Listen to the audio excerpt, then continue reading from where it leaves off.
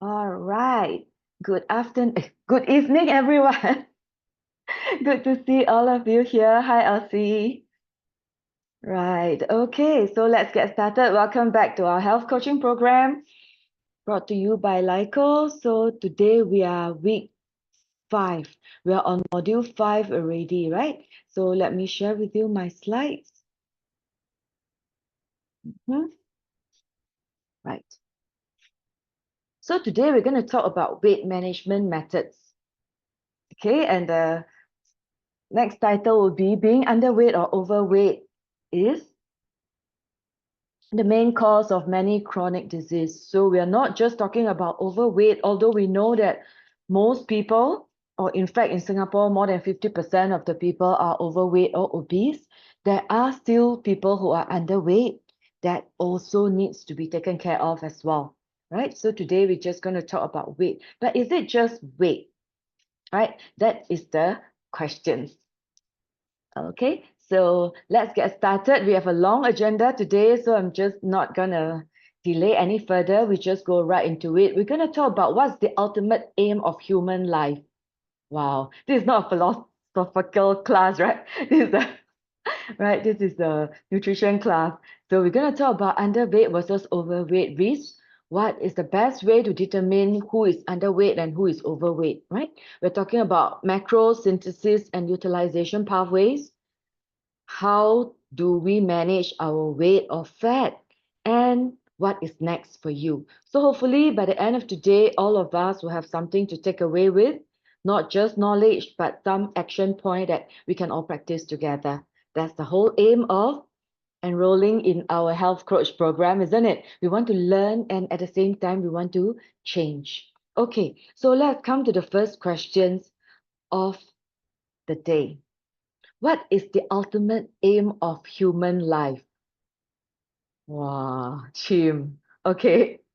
So if you have an answer, put it in a chat and let me know. What do you think is the ultimate aim? For us to live. What do we want to achieve? What is it actually? That we're supposed to do, that we're supposed to achieve. Anyone?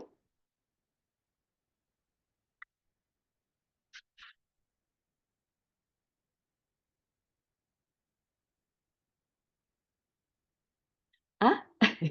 Healthy and abundant life? Yes. Protection. To stay out of hospital. Uh-huh, uh-huh. All right. So yes, two main things actually. So if you look at history of mankind, right? If you look back into China, all the other different ancient culture, it's been 2,000 years, 5,000 years history. And most of the time, most of mankind, we live in not just poverty, but lack of food, right? So survival is one of the most important thing, isn't it? If we don't survive, nothing else matter, right? Not to talk about, whatever achievements, physical, wealth, etc. So survival is the main thing that our body makes sure that we must achieve so that we don't die, right? So, and it's very real because out of the last just look at the last 2,000 years. Now it's 2024, right? Last 2,000 years, about 1,900 years, people are dying prematurely because of various reasons, right? Because of poverty, not enough food, war, all kinds of things. So survival became a very, very important point um, for us, for mankind, right? And our body, of course, is tuned to do whatever it takes to let us survive. So, for example, your body will not, like if you're an ancient person, right? You go out and hunt for food every day. So you need to have your energy in order to fight the beast or to run away if the beast want to come and eat you, right? Or you go and fight the beast or chase the beast if you want to eat that beast. So it's important to preserve that energy. So ancient people, they don't have to go jogging on. There's no room for that. They don't need that, right? What if they go jogging and then the next day they don't have energy to outrun the tiger? Then they'll be eaten by the tiger. Then survival is threatened. So that is why things like exercise, things like all this not um dieting, don't eat so much. All these things are definitely not in our genes. Our genes doesn't evolve so quickly to take up all these things because survival is the most important thing. The second thing, yes, like Wally said, reproduction, right? So that we can pass down our DNA. So important, so precious, right? So that we don't go extinct, right? So two things only, survival and reproduction. Okay, again, survival and reproduction. So the body has its way of doing a lot of things. For example, for women's body, estrogen is high during reproductive years. After that, it just drops. It doesn't care anymore because you already passed the reproduction years. So what happened? We know that after menopause, for a lot of ladies, bone density start to come down, blood pressure start to go up, cholesterol start to go up and all that. Does the body care? No. You have already done your job. You finished your reproduction already. So it's not important anymore. So a lot of things that's happening now actually in our modern disease, right? It doesn't affect our survival and reproduction. For example, obesity. Anyone die of obesity at 20 years old? No, unlikely, right? Usually all the disease onset, your metabolic syndrome, your heart disease, your cardiovascular cancer only happen 40, 50, 60 years old when we have done the reproduction work already, right? So that is why this is a very interesting theory if you read, right? Our body is made to survive. They don't care about any other things, right? Any other things that we do is actually against what our body wants us to be. They just want us to survive, the fittest survive, right? And reproduce. Okay, let's move on next. Now we know that, and you can look at this book if you're interested to study more. This is the book by Dr. Richard Johnson. He says, nature wants us to be fat. Okay, so nature wants us to be fat, bo pian. We need to stay fat because we want to survive, right? Over that 1,000 years of evolution, right, the body actually went through two times of DNA change, right? That's what the books say in order to survive. So in order to survive, right, the body or human body gave up two things. First thing is give up the ability to produce vitamin C. Most animals can produce vitamin C actually, because vitamin C is an important antioxidant which helps to protect the cells and help us with the longevity. But we don't have that, right? Secondly, our body also have problem getting rid of uric acid, which also again will bring up inflammation and many other issues. We can talk a bit about that later. So the book talks about the evolutionary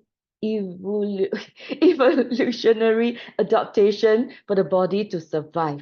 So these are the few things that happen. Because food is so scarce, there's so little food and most people go hungry most of the time. Even just 50 or 100 years ago, many of our like great-grandparents, they still go through hunger. They still have problem having enough food to survive, right? Abundance of food is only happened this maybe 50 years.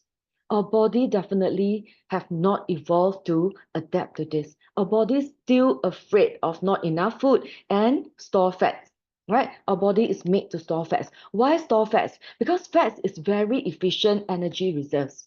The best way to keep the energy is fats because fats is can produce double the ATP or calories compared if the body store protein or carbohydrate. That's why our body doesn't do that. It's so clever, right? It just stores fats. Whatever you eat, be it carbo, protein, fat, any excess converted to fats, that's the most efficient storage, right? So this is why. And of course, we are looking at hormonal influence as well, especially insulin. Later, we'll discuss a bit more. High insulin can get the body to store excess fats as well, right? And of course, now we have a lot of high calorie food, which is available all around, especially fructose or what we call the high fructose corn syrup. In many of the processed food, in many of the drinks, we find this high sugary food all around us, and it's very difficult to avoid that, right? So with that, the body also trigger the storage to keep saving or keep storing. The body doesn't know that we are in abundance of it. it still think that we're not going to have it one day. So it keeps storing and storing. And of course, the storage is for us to use when we need to use. When do we need to use the excess fats? Number one, when there's not enough food. How many of you experience period that you don't have food to eat throughout your life? Anyone? No, right? So the body get no opportunity to burn the fats. Number two, of course, is when you exercise a lot, right? When you expend a lot of energy, your body needs to burn fats to help to fuel your movement. So are you doing it on a day-to-day basis as well? Most of us not, right? Because of the sedentary lifestyle that we experience now. So it's less likely or no need for the body to tap on the fats. That's why it keep accumulating and accumulating. That's why obesity, although it's a good mechanism, the body has developed this mechanism for us to survive, but in our modern environment, it's not good for us. It's really bad for us. Okay? Make sense? That's why weight loss has been ranked the top New Year resolution for the past 65 years. Kidding. I don't know how many years, but it's often in people's New Year resolution is to lose weight. Right? We see that so often. So what are the risks of underweight or overweight? There are risks of underweight as well. In fact, the body is more afraid of underweight than overweight because underweight has got immediate survival issue, malnutrition, low immunity, right? You're feeling tired all the time, you lose muscle mass and bone mass, you get osteoporosis, anemia, irregular period for women which affect your reproduction, right? So the body is actually quite afraid of being underweight, and there's immediate risk to our life for being underweight. Just for example, 2%, one overweight and one underweight, right? If they caught, for example, pneumonia, and they have to be bedridden or stay in the hospital for 2 weeks, you think who has got a better chance of survival? The slightly overweight one or the severely underweight person? Probably is the one slightly overweight, correct? Because it's got more reserves, more fats to use when the body cannot eat very well, when the body, start to lose muscle mass, right?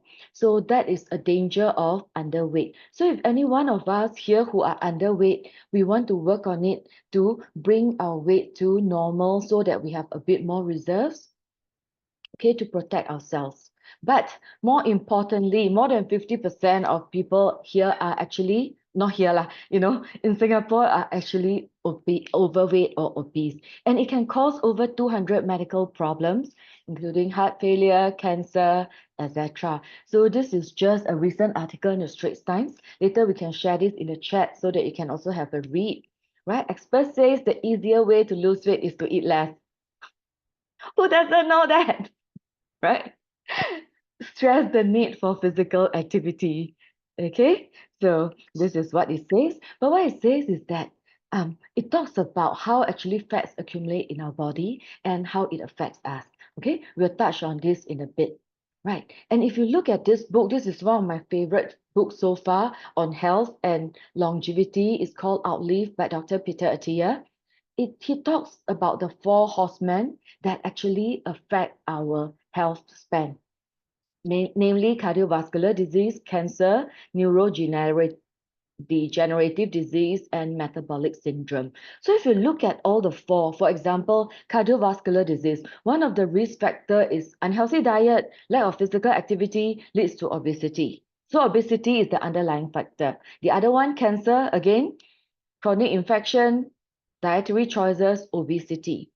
If you're talking about the risk for neural degeneration, which is brain disease like Alzheimer or Parkinson, again, obesity is the risk. Over and over again, you see obesity or overweight as one of the risk factor for even metabolic syndrome. Excess weight, general obesity. So seems that it's really something that we want to tackle. Seems that our survival instinct, thousands of years till now is not helping us now because of the change in environment. Okay, so what is the best way to determine underweight or overweight? How do you know whether this person is under or over? Do we look at body weight? Is weight the best way to determine? No, actually, weight is just the most convenient way to determine.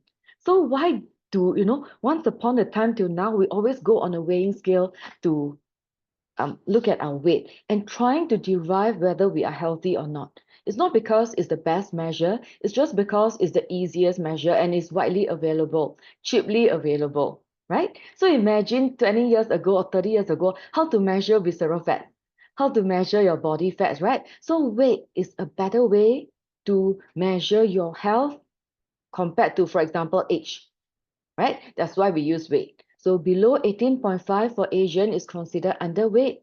18.5 to 22.9 is healthy. 23 and above is already overweight, and above 27.5 is considered obese. So this is for Asian, which is a bit different from Angmo, okay, from the Caucasian. For the Caucasian, we're actually looking at 25 and above, then it's considered overweight. Yeah, so this is important, but this is just one of the area that we look at. And now there are more and more different measures that people want to look at to gauge health. One, this is the very interesting one called the Body Roundness Index, BRI. Okay, this is another article that we'll share in the chat later. You can take a read, because more and more research are showing that the fats or the adipose muscle that's on our central, mid-central area, which is on our waist area, is linked to health risk and not the fats under our skin. So there are two types of fats, right? One is subcutaneous fats, which is under our skin, all over the body. The other one is really our visceral fats, which is surrounding our vital organs at our midsection. Okay, so this VAT actually measure the volume of our tummy area, right? And it can tell us whether it's ideal, average, low risk, or high risk, depending on tummy. So this would be quite obvious for men. Many men we see, from the back, they look perfectly all right, but they turn, it's like they'll have a tummy, right? And this is exactly talking about visceral fat. And it is linked to type 2 diabetes, cholesterol, hypertension, gout, etc.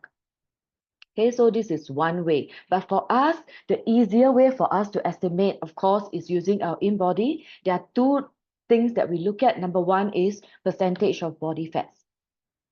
So for example, this person has got a normal weight, BMI is normal, 20.3, and the percentage of body fats is normal, is 18.2. Right? This is for women. So for example, if the body fat is 33%, for example, you can be of normal weight, but high body fat is still considered obese. It's still considered overfat.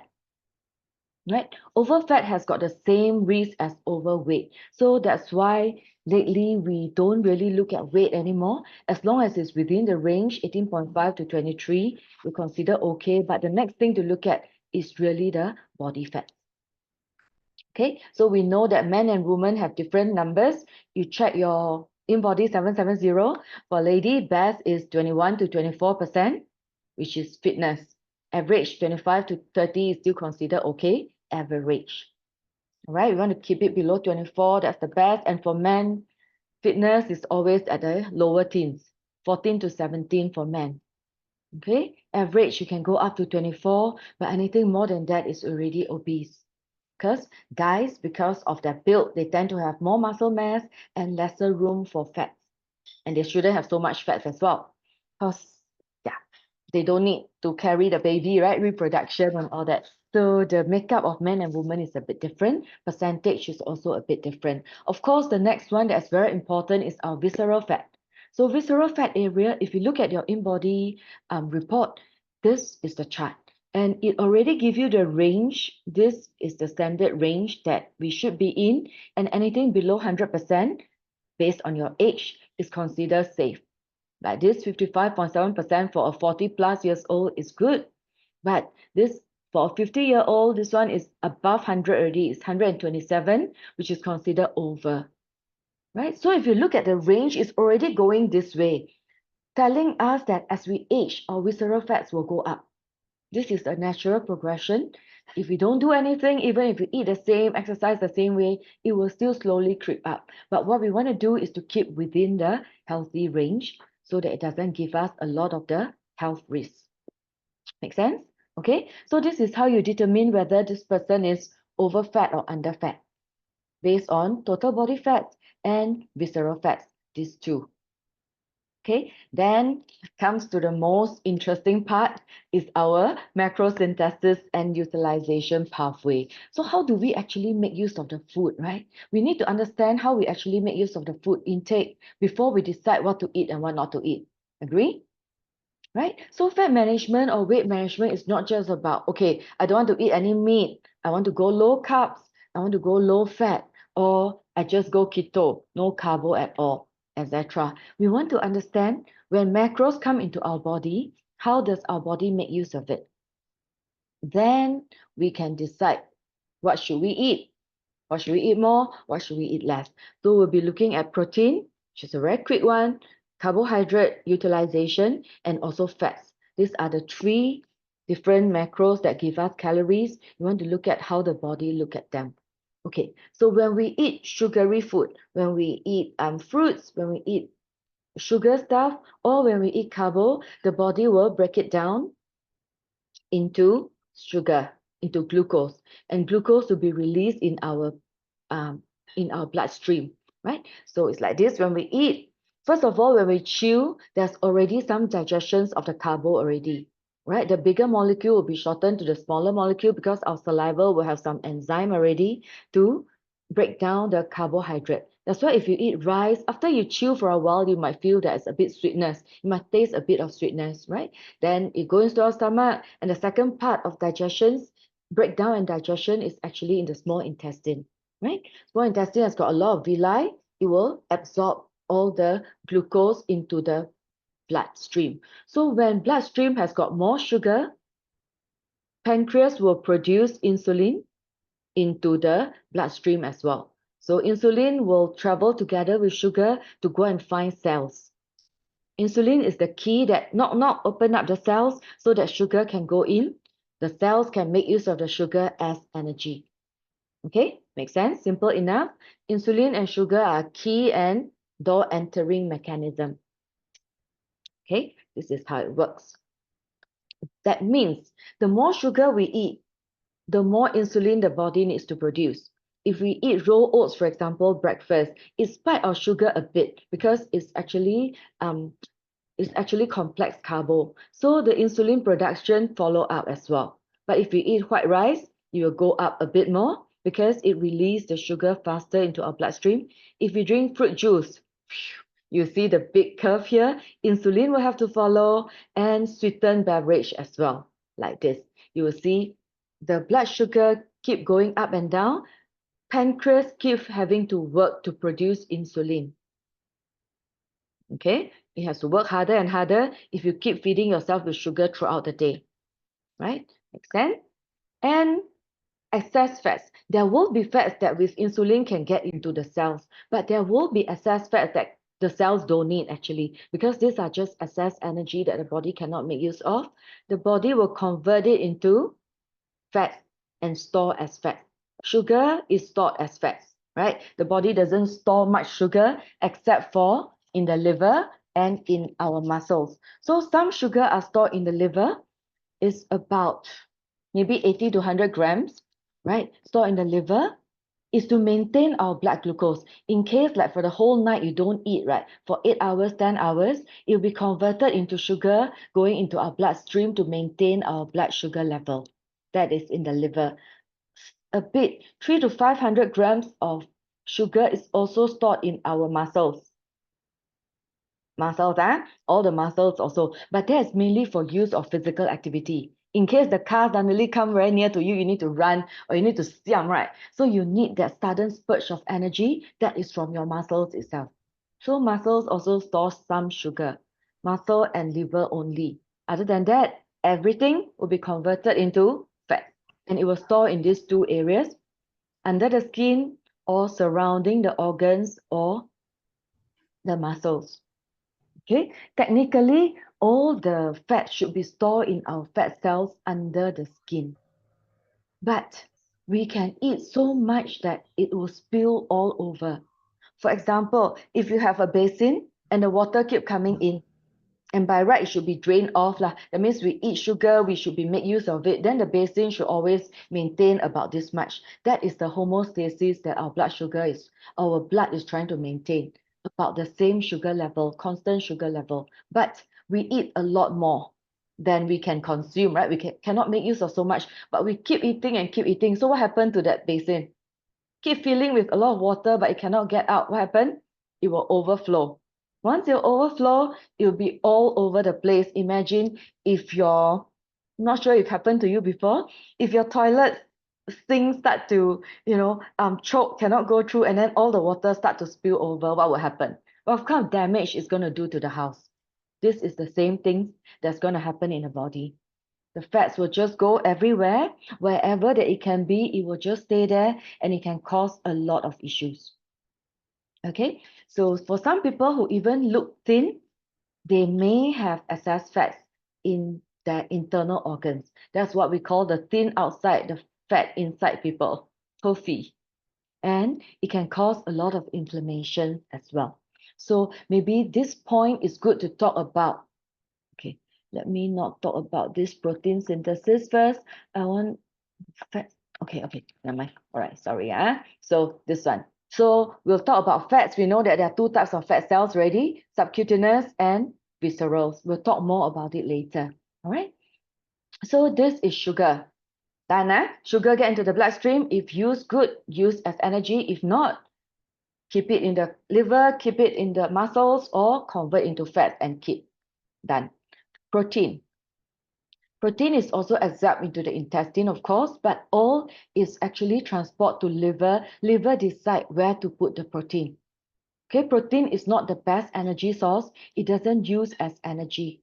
So the pathway from the liver, it will be synthesis into blood protein. Blood protein is a very important one because our red blood cells, white blood cells, everything is made of protein. It's produced in the liver. Okay, second part is distribute to tissues. It can be used to make enzyme, make hormones, make our immunity cells, our T cells. It can go into the muscles and tissue as repair and growth. So every part of our body is made of protein, right? So it has to go everywhere. And only lastly is converted into sugar. If there's no other source of energy, for example, you don't have enough glucose or you don't have enough fats, then the body will use protein as energy. That's always the last pathway because protein is quite a precious ingredient in the body. The body also don't want to anyhow waste it to make it as energy usage, right? Want it to use for the blood, for the enzyme, for the hormones. These are the more important things that protein can do. Okay, make sense? All right. Then we talk about fats. Okay, fat synthesis is a very complicated process. So let's just simplify it as much as we can. So when we eat dietary fat, it could be from animal, it could be from plant, the body will break it down and absorb through the lymph into our bloodstream. But fat cannot flow in the bloodstream by itself. It needs to ride onto a protein to leave the blood and to travel in the bloodstream, right? And fats also go into the liver. That's why liver is so important for the synthesis of all the food. We'll have a sessions to talk about liver specifically. But today we just want to know that liver will convert, reduce VLDL, LDL, HDL, all these different cholesterol is all produced by the liver. And fats will ride on this cholesterol to go into the different cells to do the purpose that it's supposed to do. By the way, fats is also an important nutrient for the body. It helps us to absorb fat-soluble vitamin, which is vitamin A, D, E, K. It helps with the absorptions of the vitamin, which is very important. And every cell membrane needs the cholesterol and fat as well to maintain the structure of the cells. So every cell needs fats. Okay, so fats are very, very important, plus our brain. Right, compared to the rest of our body, our brain, a high percentage of our brain is made of fat cells actually. So fats is very important as well. Okay, so these are the three types of fat cells that we know. Okay, generally, fats will be stored here. Number one, the brown fat cells. Brown fat cells are in very limited areas in our body, usually neck, the shoulder, and the tummy. It actually can generate heat to protect us against the cold weather. So when you're cold, right, if you go to winter area, for example, you need to protect your neck actually, right? If you actually close your neck, you will feel a lot warmer, right? These are where the brown fat cells are. And what we really don't like is the white fat cells. This is the most common one. It's all over the place. And you can see from the white fat cells that the mitochondria is limited. It doesn't have so much energy producing. It doesn't do a lot of things on. It's usually just there and causing a lot of disruptions only. All right, so we're talking more about these white cells. So we know that the cells are at two areas, right? One is subcutaneous, which is under the skin. The other one is visceral, which is under our tummy, close to our internal organs. So you have heard of fatty liver or fat surrounding the hearts. The fat can surrounding all over our vital organs actually. These are called the visceral fats, like we said just now. But who decide where does the fat go to? Should it be under the skin or should it go to visceral fats? Does the body distribute it? Depends on a few factors. Number one is genetic. Some people they just always look so skinny because the genes ask the fats to store more under the visceral fats. The subcutaneous fats might be very little. So that is genetic. We can't quite change that because that is part of our genes. Second one is hormones. That's why we say if there are different types of hormone imbalance, we see the fat distribution at different places. For example, people who are high in cortisol, who are high stress, usually has got a big tummy, right? This is when insulin is high, it promotes the storage of visceral fats under our tummy area. Okay, that's insulin all over the place, right? And then cortisol is stress hormones. When the stress hormones is high, the fat storage should be at the abdominal area. And when estrogen is high, we see for a lot of ladies, if their estrogens are disrupted, they have hormonal imbalance, they have a very heavy bottom. It's at the buttock, a very big buttock, and also hamstring and also thigh. Right, so the hormonal balance is also distributing where the fat is going to be. The third one is lifestyle factor, affecting where the fats are going to be. For example, diet and caloric surplus, physical activity, sleep and stress, all this affect where the fats are going to store in our body and our metabolic health as well. Okay, so two types of fats, subcutaneous and visceral fats. And what do you think, which do you think is more dangerous? Okay, subcutaneous fats are the fats that we can see under our skin. It's not nice, right? We can see it with our eyes, but it doesn't do very much to our health actually. Sorry, give me a minute.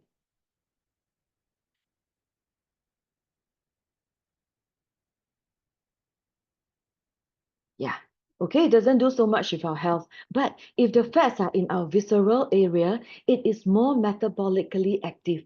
It can produce a lot of hormones, can produce a lot of stress hormones. It can interrupt with our metabolism, right? So let's look at this. When the fat cell is become fatter and fatter, meaning if you have a lot of fats, right? Basically, it doesn't increase the number of fat cells. It just make it fatter and fatter. All the fats in triglyceride form will be stored in the fat cells. So you'll get bigger, hypertrophy, and it will get obese. The fat cells get too fat. Okay? When the fat cells get too fat, what happens is that it produces a low-grade inflammation. The body will start to inflame and causing insulin resistance. Okay, so this is bad, right? The cells itself has really got problem, and all the immunity cells will try to go in and help, but it's keep inflamed, having inflammation already. Then the second part will be when it's having inflammation and when there are more free fatty acid in the bloodstream, what happens? right? Generally, there are fatty acid in the bloodstream, and the liver will have to work hard to convert them, to make use of them. But if there are more, the fat can accumulate in the muscle and the liver cells as well. Remember, the liver and the muscle cells supposed to keep some sugar just for energy use. But when the fat is so much, right, like what we say just now, when the basin is overflow, it's going everywhere. It's in our muscles, it's in our fat. So you heard of fatty liver, right? Non-alcoholic fatty liver. This is what happened, right? When we have too much fat cells, it causes fatty liver. And when all these fat cells are in all over the place in our muscles, in our liver, in our bloodstream, what happens is that it blocks the insulin signaling. Insulin is supposed to go with sugar, right, in the bloodstream, and then knock the cells for the cells to open the door so sugar can go in. But when these cells are filled with fats, they are not sensitive to insulin anymore. The insulin can knock whatever it wants, but the cell will not open the door. So a lot of sugar will remain in the bloodstream. What happened? Pancreas will have to work harder and harder to produce more insulin. But the cells again are not responding to insulin. So this is the very classic case of insulin resistance. The body is starting to have a metabolic problem, right? First of all, a lot of fat cells all over the place. Secondly, the fat cells are affecting the function of the muscles, of the liver, of all your other organs that's supposed to work. Imagine the heart, right? It's like the size of our fist and it's supposed to pump like this. And every time it pumps, our blood vessel, if we add up all our blood vessel, it can round the globe.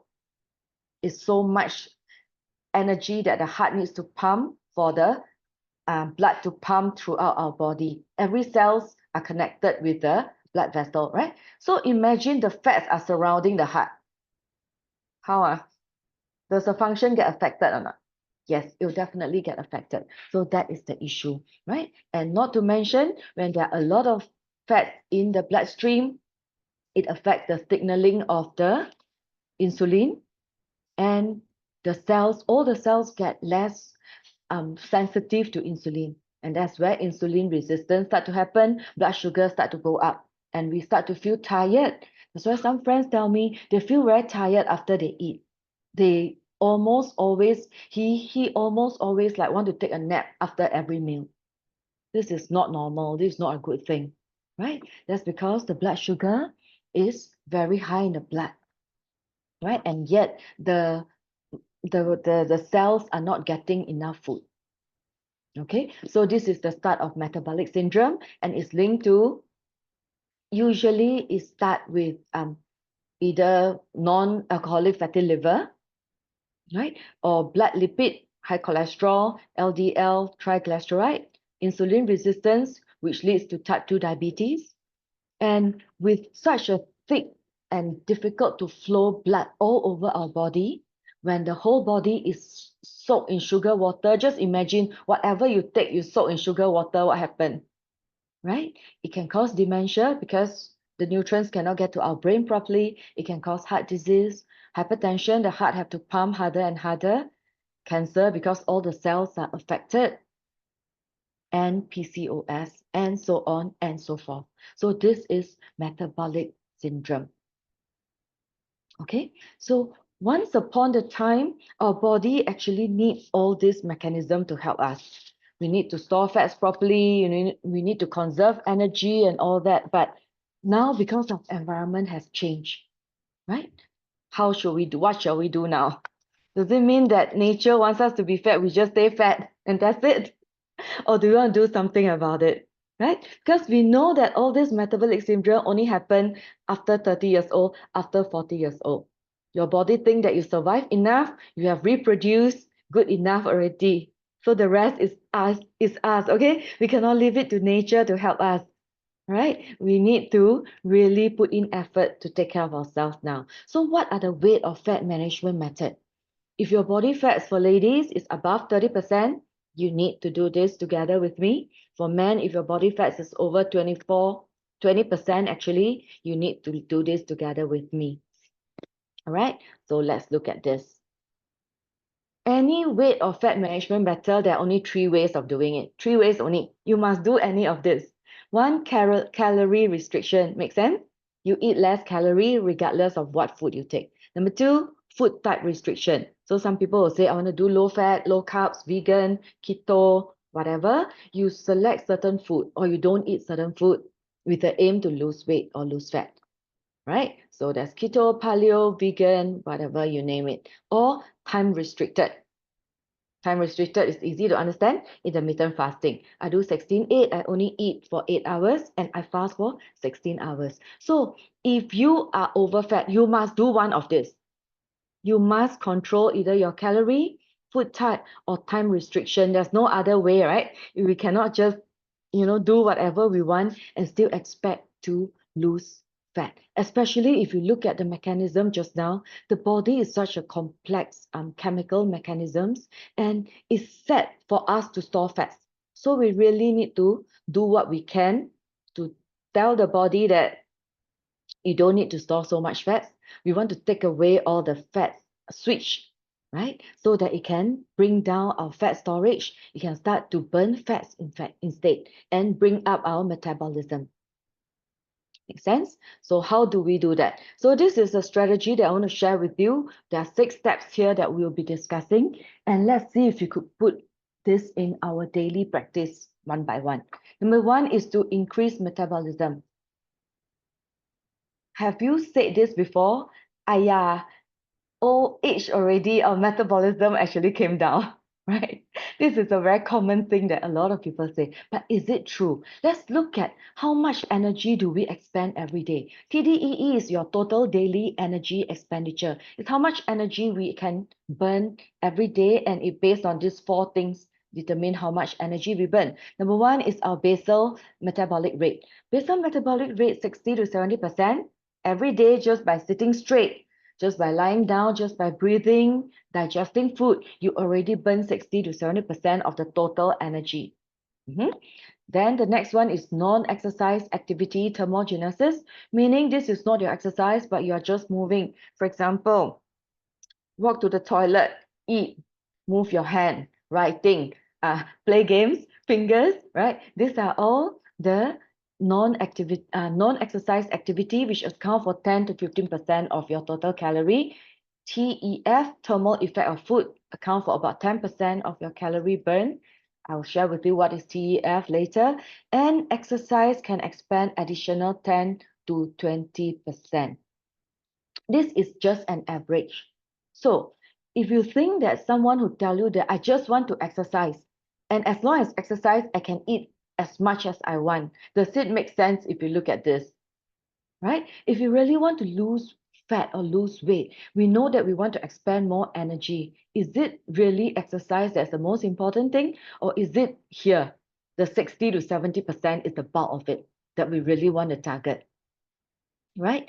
Everything is important. So let's look at them. Number 1 is really to bring up your basic metabolic rate. So that then this is the thermal effect of food. So the thermal effect of food just say that by eating different type of food, you need to use different amount of energy to digest them and absorb them. So for protein, you can use up to 30% of the energy. For example, if you eat 100 calorie of protein, you might need to use up to 30 calorie just to digest, absorb, and utilize.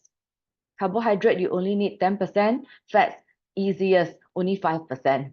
So fat is the most efficient energy.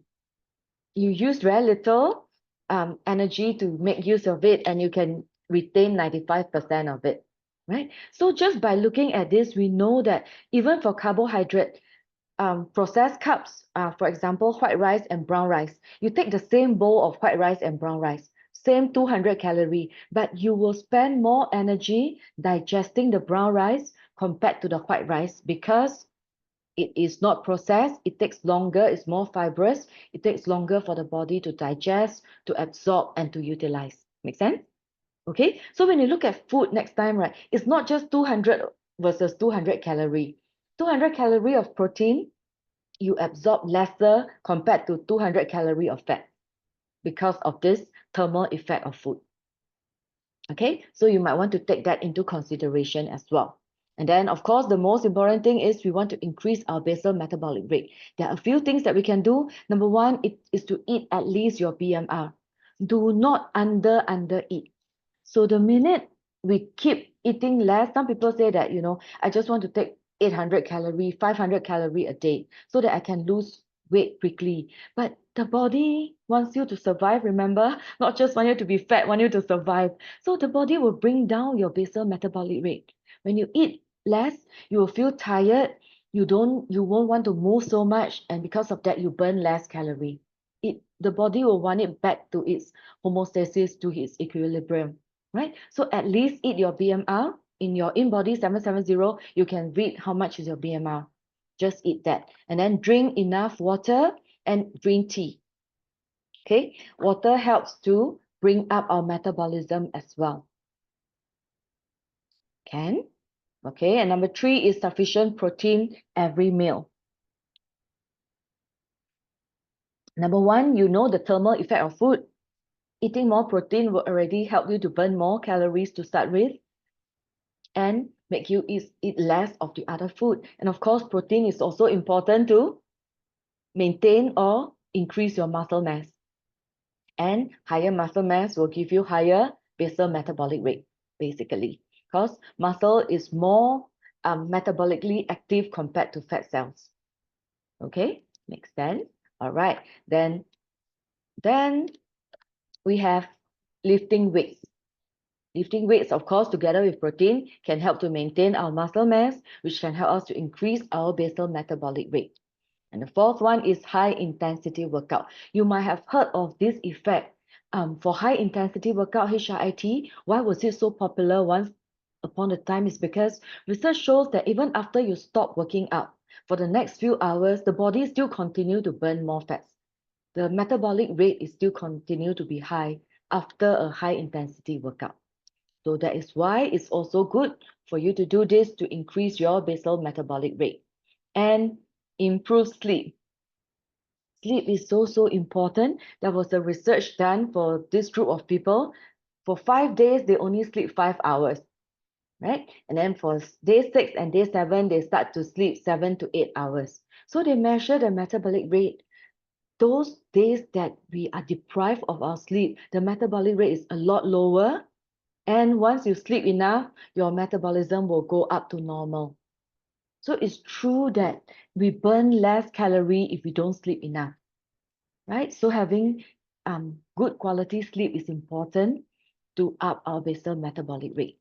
So these are the things that we can do to help us to increase our metabolic rate. Second is to lower insulin, right? We don't want to have insulin resistance. We have already seen how insulin resistance can affect our whole body. So what we want to do is that we don't want to keep having this peak for our blood sugar, because we know that once our blood sugar go up, insulin will have to shoot up as well. And what happened? It increased the glucose intake. It activate the fat storage as well and inhibit the fats to break down. Right? So some clients tell me, how come, Jeannie, I'm already not eating a lot, but how come I still cannot lose weight? Number one, she might not aware how much she's eating when she's saying not a lot, because many research and experience actually shown that most people underestimate the calories we eat, under by a lot. Okay, so if this person is not really eating a lot, but every 2 hours or whenever walk past the kitchen will take a biscuit and munch, right? Take an apple and eat. And this person will keep the blood sugar high at all time. When the blood sugar is high at all time, number one, insulin, pancreas needs to work hard, insulin needs to go there to work all the time, increase glucose uptake, fat storage activation, and also inhibits fats burn.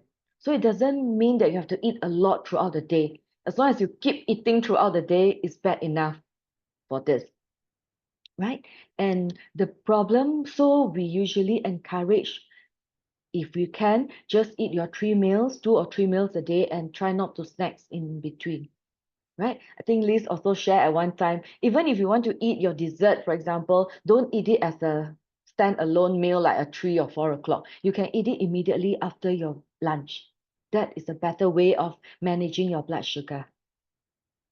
Okay, because you don't want to keep feeding carbo into your blood sugar, keep your blood sugar at a very high level.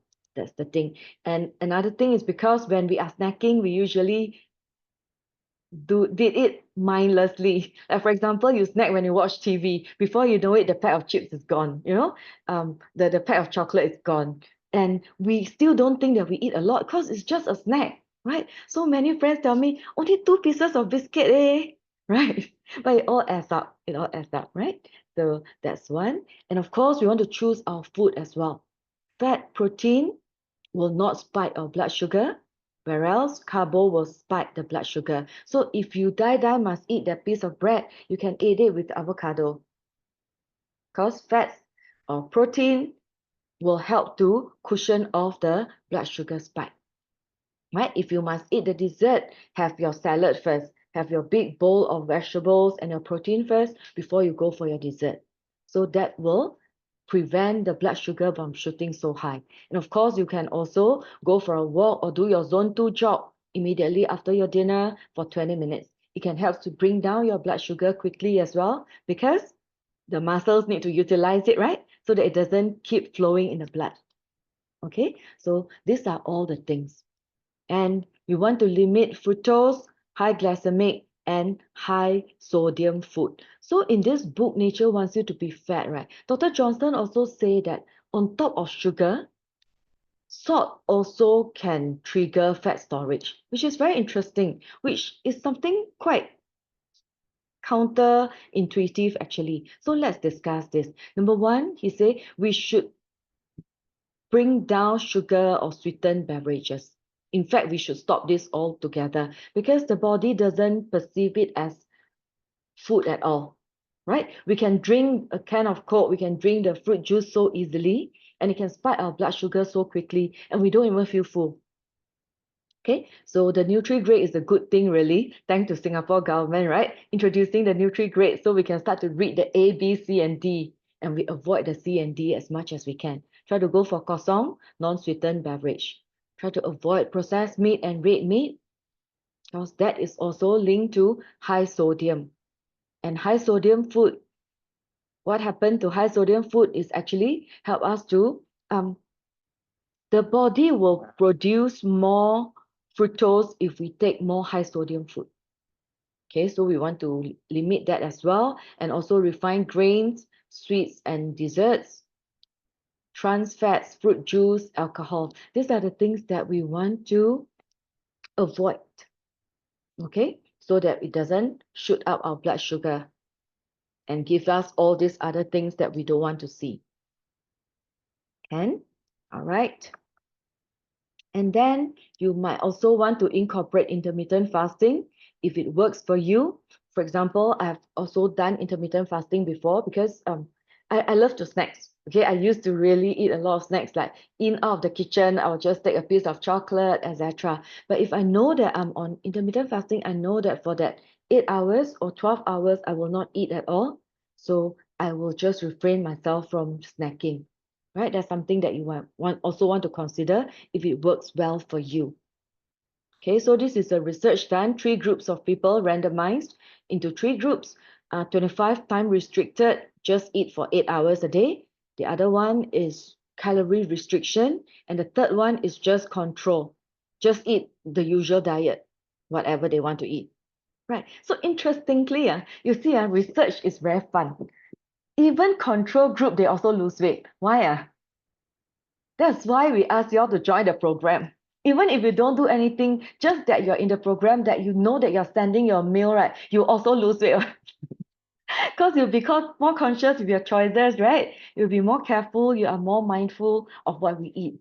So doesn't matter. Just come and join and share your meals, share your opinion and learn together. You'll be able to be healthier. But this research shows that for the time restricted eating, they have a more significant weight loss compared to the calorie restricted eating. Right? Of course, not every research is perfect. This is just trying to say that if you think that by restricting the time, eating time can help you, you can also make use of this.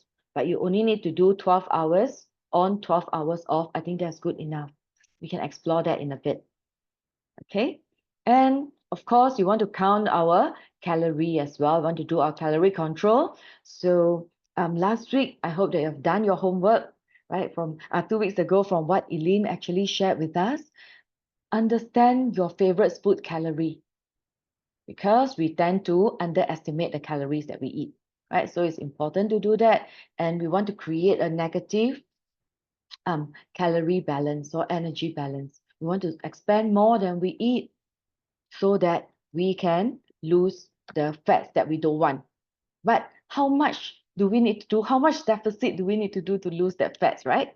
So that is also important. So first of all, you need to know what is your BMR first and how much calorie you can expand off every day. So from your InBody 770, you'll see that your BMR is actually there in your report. So bring your report with you if you have, take a look, right? And according to study, you need to be in deficit for 7,700 calories to get rid of 1 kg of fat.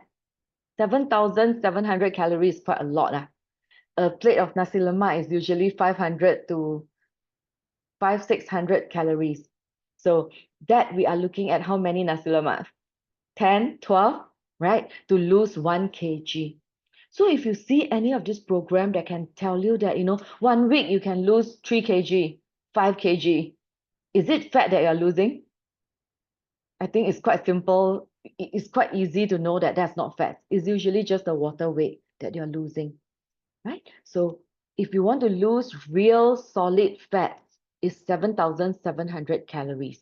So there are a few ways to reduce the calories intake. Of course, number one is by expanding more. So you still eat the 1,008 that your body can burn, but you exercise additional 3 times a week. You burn additional calorie. Okay, in 2 weeks, in a month, you could lose 1 kg. Number two, of course, is to eat less, right? You eat 500 calorie deficit. So in 2 weeks, you can also lose 1 kg. Can? All right, so this is, okay, right, so this is how you could make use of the calorie deficit to help to achieve weight loss. And it takes time. It takes time. And of course, it is not as simple as, it's not as straightforward as this. So technically, right, if I reduce 500 calorie every day, then my weight will keep going down. Every 2 weeks, I lost 1 kg, 1 kg, 1 kg until I disappear. Does it happen that way? No, right? Okay, it doesn't. So there are bottleneck. The body will try to stop you. So as your weight go down, the body will start to bring down your metabolism as well. That's why some people say once they stop their program, they start to eat back, they gain back very quickly. That's because the metabolic rate has already gone down. So for example, 2%, one is 100 kg, one is 80. So this 100 kg person use 6 months to go down to 80 kg. The metabolism of this used to be fat person will be lower than the all along 80 kg person, because the body is still trying to, well, I don't know when they're going to starve it, to death kind of thing. So the metabolism will go down as well. That's why by just eating less is not the only way that we want to bring down our body fats. We need to put in some exercise activities as well to shake the metabolism a bit, to bring up the metabolism. All right. And then number 4, we talk about healthy, balanced diet. This one Liz have already shared with you at length. Right? In week 2, we know that we want to have whole food. So that is nutrients dense, it gives you the satiety, you feel full, it's high fiber and protein. Okay, you want to have portion control, be mindful of what we eat, and limit processed food. Because most of the high fructose corn syrup or the glucose is in the processed food. So you want to lower the intake of processed food as well. And Mediterranean diet is something that we can look at. Have a variety of vegetables, fish as your first animal-based protein. Fish is your first choice, or go for plant-based protein and complex carbo. Okay, and then The number 5 is active lifestyle. Of course, we are back to last week. We spoke at length at this as well. Workout. Okay, try to move as much as you can. Try to use that to create your energy deficit. And what you want to do really for fat loss is to focus on zone 2 training. If you're good at zone 2 training, this is what we do 3 to 4 times a week, 60 minutes each. What we can do is to strengthen the mitochondria, which is the powerhouse for our cells. If all our cells are very efficient, very powerful, can burn a lot of energy, very good at your sugar uptake, then we have less risk of type 2 diabetes, metabolic syndrome, etc., etc. So zone 2 training is always good to help to build a strong foundation for health. And of course, it needs to be sustainable, right? It shouldn't be just a short-term diet. It's a long-term lifestyle change that we're looking at. So same for ourselves, same when we want to coach our clients or family members or our friends. We want to find a way that the person can still live their life reasonably happy, still enjoy the food, still enjoy the life, and can achieve all these health benefits. Okay, so these are the 6 things that we want to do. Increase our metabolism, lower insulin resistance, calorie control, balanced healthy diet, active lifestyle, and it has to be sustainable. So what will be the action point? This is what I do. Let me share with you. You can start the day with your gut morning blend. This is what we have been sharing with our community for the past 2 years. Every morning, do 3 scoops of all plant protein, which gives us 24 grams of plant-based protein. To me, breakfast is the most challenging one because number 1, you don't eat a lot of protein for breakfast. It's not in our traditional diet of cha bee hoon or bread and all that. So this 3 scoops of plant protein give me 24 grams of plant-based protein. I put in the probiotic and fiber for our gut health, help to move the bowel immediately, start the ball rolling.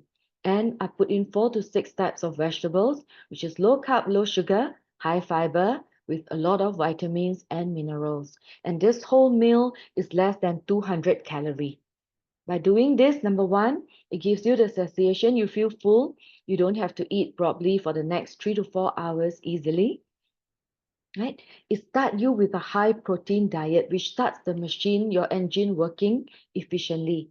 It feeds the gut, right? Your gut microbiome with good protein, with a lot of vegetables, and it doesn't spike your blood sugar at all. I've tried this before. I've used a CGM, the continuous glucose monitor. After drinking this, the blood sugar doesn't go up a bit, just a very small bit, right? So it maintains a consistent blood sugar level as well. That means your pancreas don't have to work super hard, unlike after that bread, that white bread, it'll be a very different story after that white bread. So this is the breakfast that we really recommend. Or for those who cannot do the blend, some don't have the environment, don't have the time to do that, what you can do is that with our gut morning pack, it comes with a pack of phyto mix as well. This phyto mix has got 6 plant concentrates.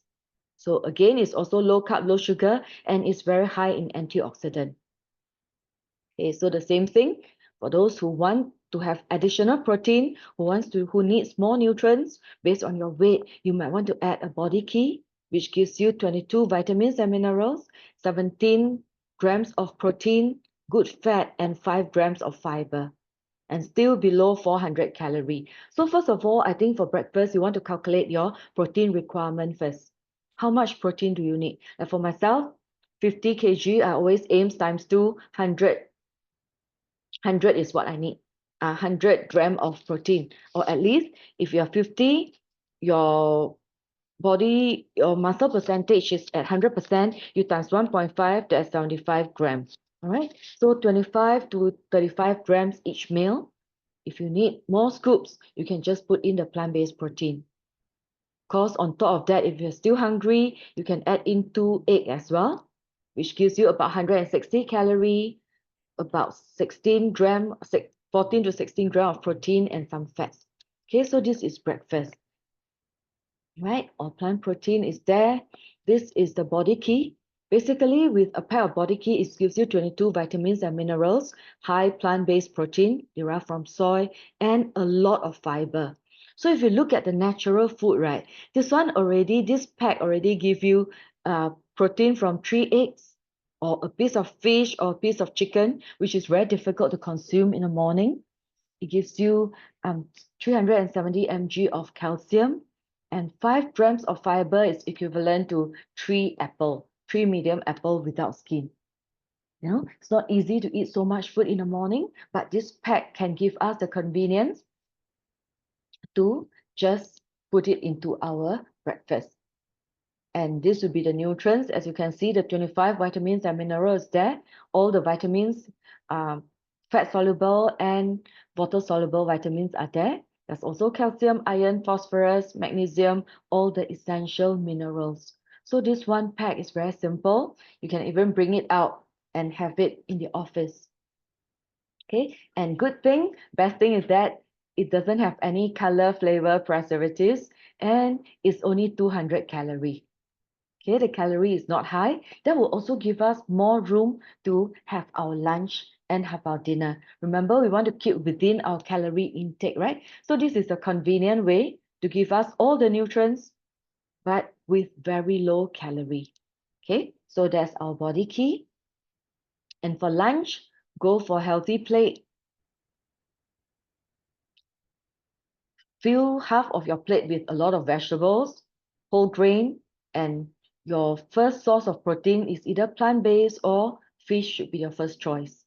Okay, and then if you think that you don't take enough of the vegetables, you can supplement with our multivite, which has got 19 different plant concentrates plus omega-3, which is our DHA and EPA, good fats. That is for lunch. And for dinner, we can either have the similar thing, Mediterranean diet. You can cut away the carbs, especially if we eat late. For example, for myself, because of the lifestyle, because I want to eat with my husband, right? After you finish work at home, usually you have dinner quite late. Could be 8:30. So because of that, I will not eat carbo, because I don't think the body have time to, digest that. And certain times, if you have no time or if you work late, you can also replace your dinner with Body Key, protein, and our gut set. Okay, fiber and probiotic. This could make a good dinner as well, especially for those who wants to manage your weight and bring down your body fats quickly.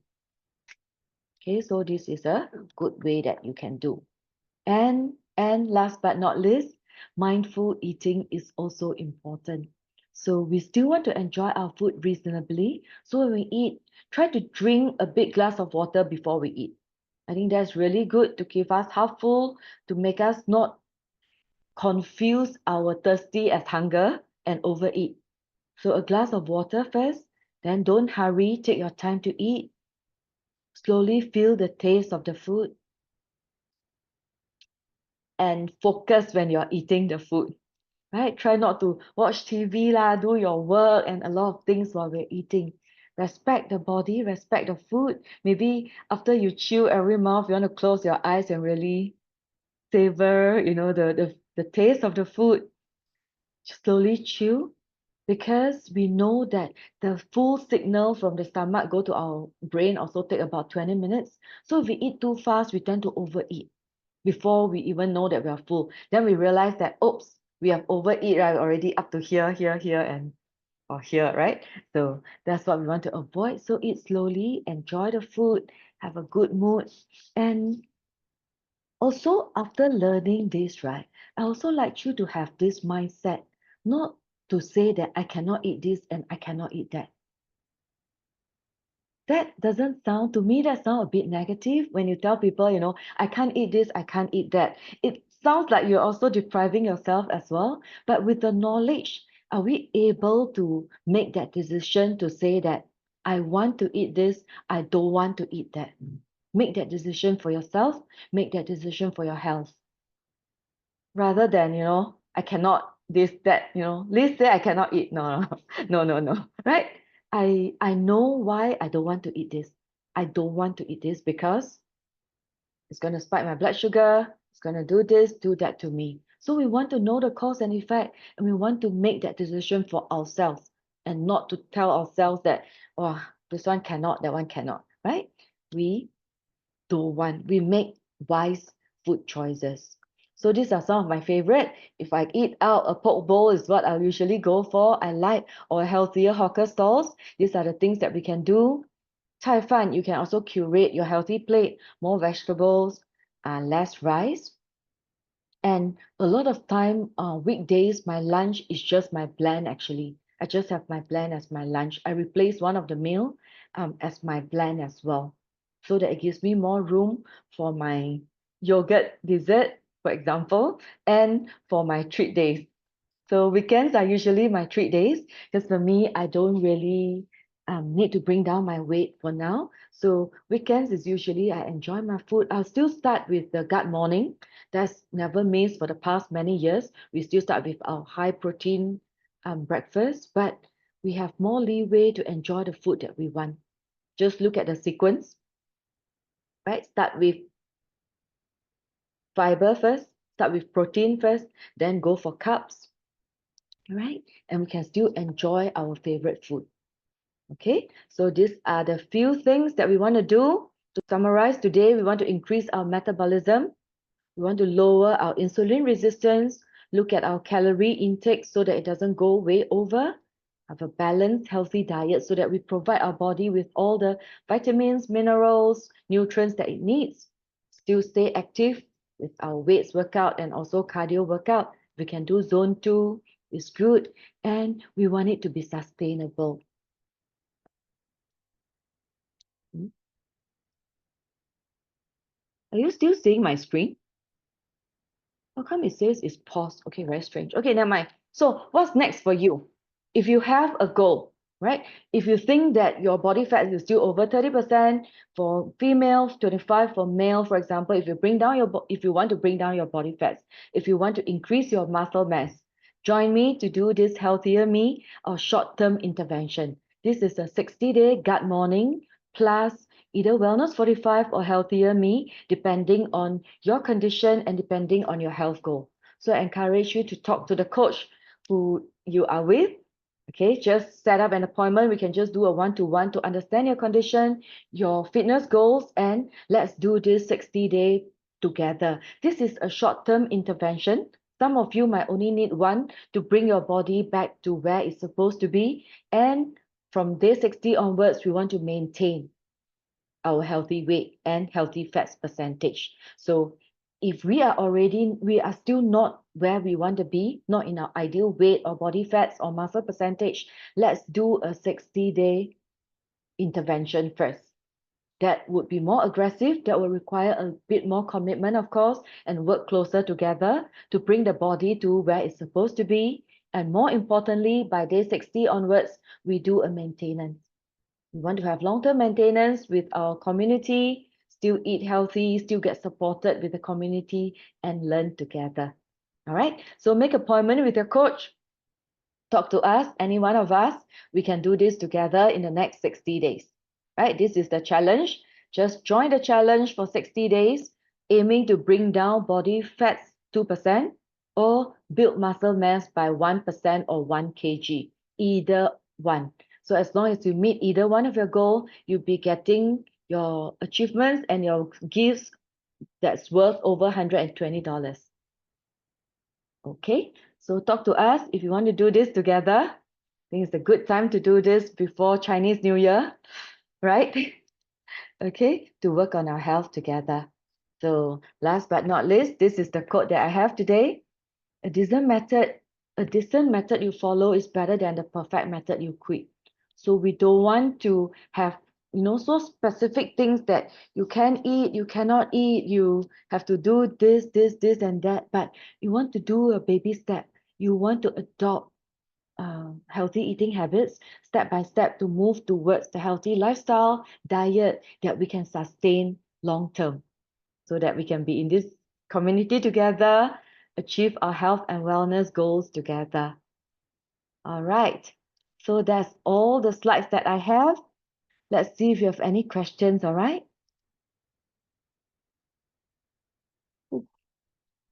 chat. Okay, let's see. Ah.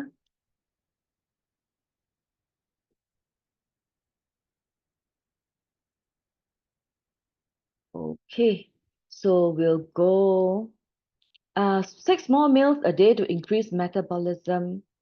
It depends on what you want to achieve with that. Is it to gain weight? Is it to lose weight? Is it to go for muscle synthesis? I think we need to understand what is the objective of doing 6 meals a day. 6 meals a day uh quite 忙一下, quite busy, right? I spend a lot of time eating actually.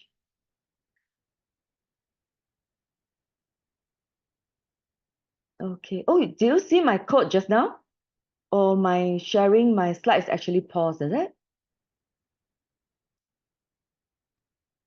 I think we missed the last one. Okay, okay. Yeah, it's somehow it suddenly say your screen share pause or something like that. Right, right. So, okay. After you didn't see this? Oops. Okay. Yes, yes, yes.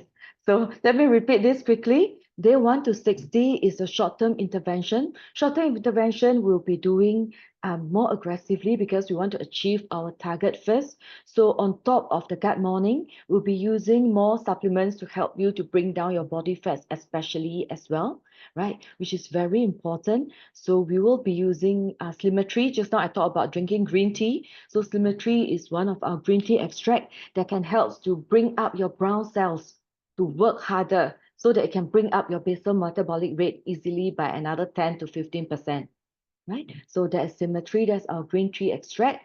And we have glucose health for those who already are pre-diabetes.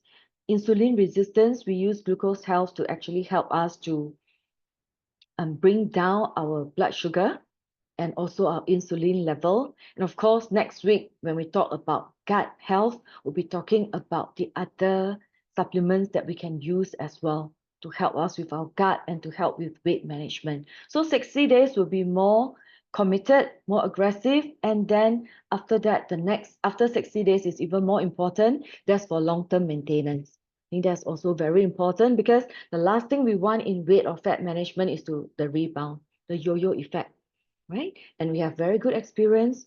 Many of our clients manage to lose weight and maintain even after a year or two, right? Of course, for some of you, one 60-day program might not be enough. So some of our friends actually went through 2 or 3 programs before they achieved their ideal weights and body fat. And for myself, my 60-day program is the annual thing that we do just to rejig our metabolism, just to remind ourselves of our healthy diet and lifestyle as well. You know, we all need to get reminded and practice together. So this is what we can do in 60 days. Just weigh in, and if you can achieve the goals, bring down 2% body fats or increase 1% muscle mass, you can get prizes worth more than $120. Right? So let's do this together. So talk to the coach who invited you here, whom mentoring you. Talk to us, any one of us. We can do this together to achieve our ideal body fats, not just weight, but body fats, so that we can not just survive, but we can also bring down our body fats and be healthy. All right? Let's see. Phyto powder. Yes, lean is okay. Yes, you have your shake, powder, fiber, phyto, and lecithin. Yeah, yes. So if you have a lot of, if you think that you want to bring down your body fats more quickly, you can replace up to 2 meals a day. You can do up to 2 meals a day. Yeah. Um, Food say as plant-based milk are mostly processed. Okay, food, if you ask me, right, I do not encourage anyone or especially any adult to drink animal-based milk anymore because of the hormones, because of the inflammatory factors that can cause by cow's milk, because of hormones, antibiotic, and all that things in the cow's milk. So plant-based milk would be a better bet. And for us, of course, we use Nutrilite. Our all plant protein is vegan. There's no sugar, flavor, color, or any preservatives at all. There is no fats as well. So it's a very efficient plant-based protein made of soy, wheat, and pea. And Nutrilite plant-based protein is the top selling protein in Singapore as well. So that is what we've been using. That's what I've been using at least for the last 20 years or so. Yes. We start, yes, 6 meals a day. Able to talk? Yes.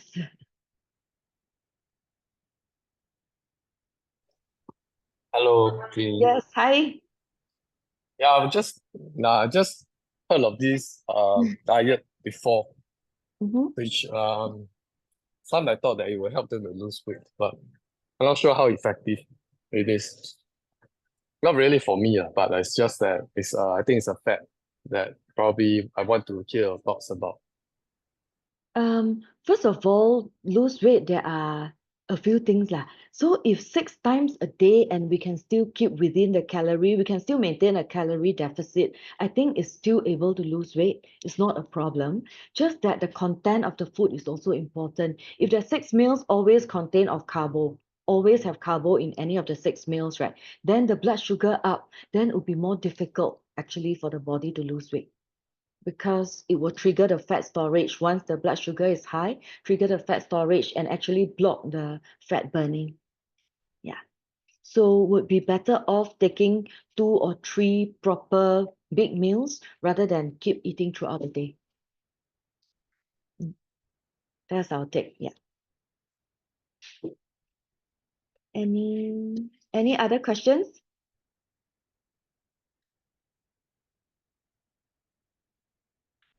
Anyone? So when I was studying this fat and the metabolism, how does it affect our metabolism and all that, is really really quite challenging. Yeah. Yes. Okay, so for homework today.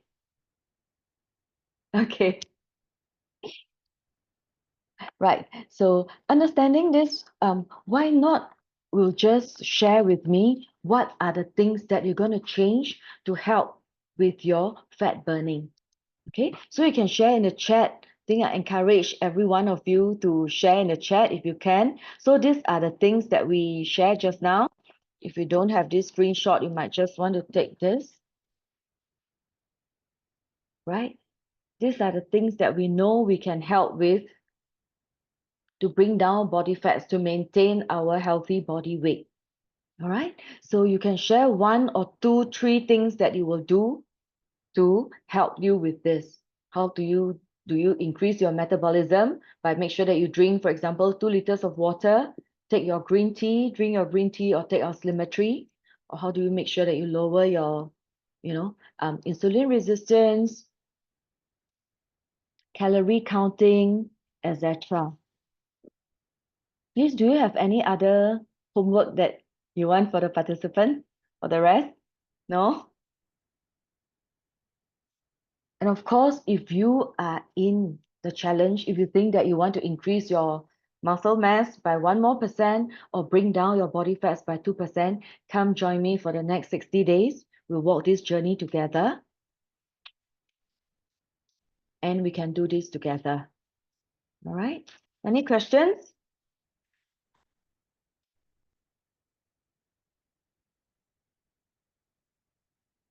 Roseanne asks if you sleep less than 5 hours a day. Um, yes, if you sleep less than 5 hours a day, is actually every day, you don't catch up at all, then it's really quite chronic lack of sleep. It does bring down your metabolism actually. So it doesn't mean that the weight loss program is not effective. It's just that you have to do more because your metabolism will be pretty low because of the lack of sleep. Right? So we know lack of sleep, stress, all this is going to affect us as well.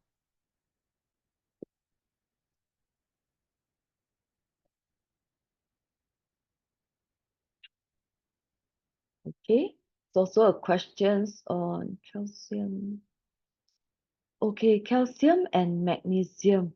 Um, we'll have to go through, Roseanne, perhaps we can go through with you what is your sleep hygiene. I think the sleep hygiene routine is pretty important. And if there are a lot of stress and a lot of things in your mind, you might just want to do some stretching and put in some, some sleep routine before you can sleep. For CalMac D, it does help with the sleep. Generally, you need about you can take 4 tablets before sleep or after dinner. That should be able to help you with the sleep as well. And a glass of protein. Because protein, the amino acids will help you with sleep as well. Yes.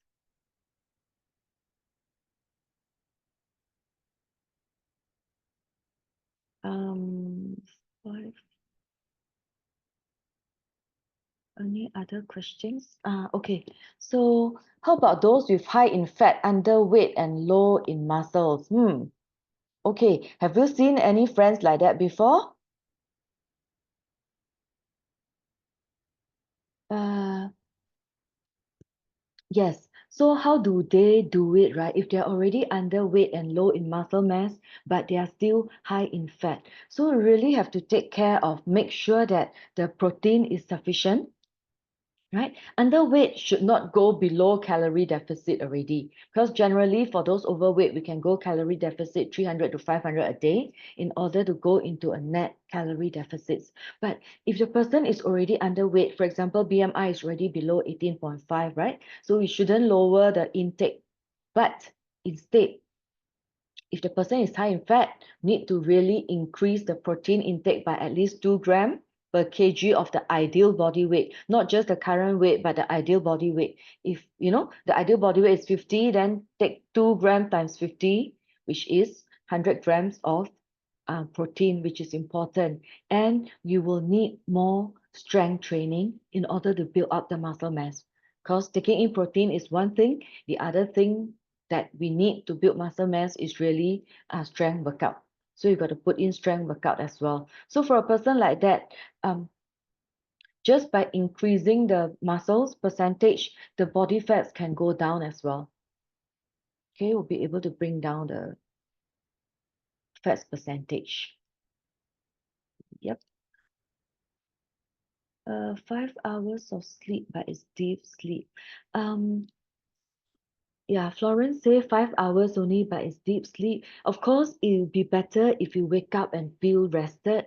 That will help. But still, research over research still say that, it affects our metabolism. It's not something that we can measure, I think.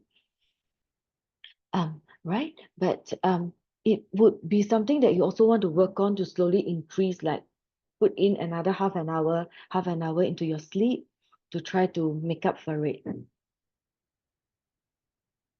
Annie asked me if she could do this after intermittent fasting. Annie, you're doing intermittent fasting for how many hours? Yes, you can definitely take that gut morning as your first meal. So, for example, if you are doing 16/8 and your first meal is at 10 o'clock, 10 a.m., for example, you can drink the gut morning. Yes. Anyone want to try intermittent fasting? Okay. So for those who keep snacking, right, have problems stopping them to snack. Some people, some clients tell me that I cannot don't eat thing between my lunch and dinner. So we can come and do a few days practicing intermittent fasting. And that will set you in a good state for you to curb your needs for snacking actually. Because after intermittent fasting, we get to know that staying hungry will not kill you. It's okay to stay hungry. You will not die, right? So it'll be easier after the intermittent fasting. Like for myself, right? If I've done like 16, no, 18/6 intermittent fasting for a while, for a couple of months, and after that, I realized that it's okay to feel a bit hungry. It's okay. You don't have to feel full all the time. I think in Singapore, in our environment, we feel full too much of a time already. We always feel either full or very, very full, right? So that's what we want to avoid. It's okay to feel a bit of hunger. Yes. right? So if any of you want to try out intermittent fasting, you want to do this together, we can have a group to do this as well, so that we learn from each other, and we also want to do the right, right way of practicing. Any other questions? If not, then please submit your homework. 1, 2, or 3 things that you do this week to help you to start to burn fats. Okay, switch off your survival switch, like what the book Nature Wants You to Be Fat say. Switch off the survival switch so that we can lose weight and stay strong, lean, and healthy. All right, so you have seen in the group chat just now, those who are active participants get prizes. So Liz, we're gonna give again, right, for next month, for November, right? Yes, yes, please say yes. Okay, so please participate, all right, so that all can learn from each other. We create a nice, friendly environment, community, and win yourself some prizes. All right, if no other questions, that's all that we have today. Thank you very much. You can still ask if you have any question in the chat. All right, thank you. Bye bye.